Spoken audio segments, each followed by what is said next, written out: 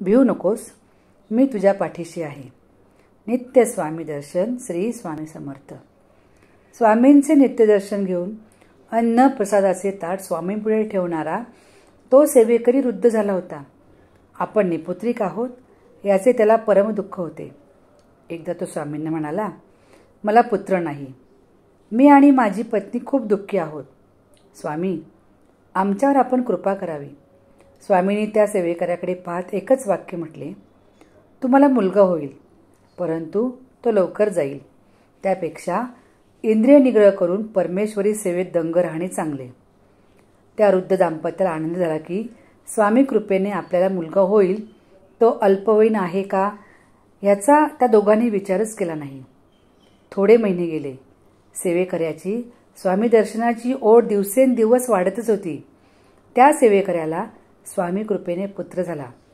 दोघांना अत्यानंद झाला. सेवेकरी रोज अन्नप्रसादाचे ताट स्वामींपुढे जे ठेवत होता त्याचे ते फळ आहे अशी लोकांची समजूत झाली.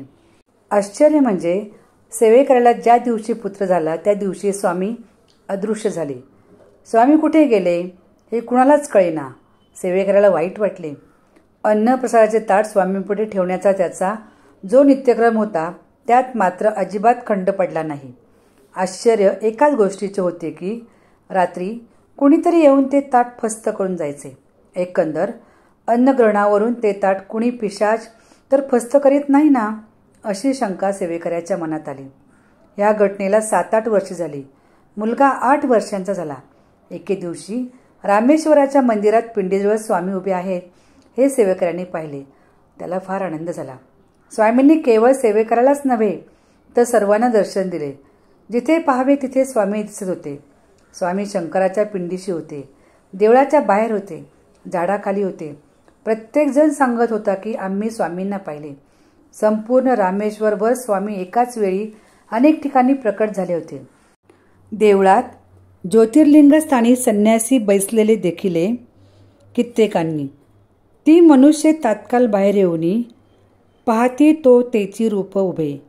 स्वामींच्या विश्वव्यापी अस्तित्वाची चुणूक लोकांनी प्रत्यक्ष अनुभवली आणि सर्वजण मदाचार्यात बुडून गेले. श्री स्वामी समर्थ. जय जय स्वामी समर्थ.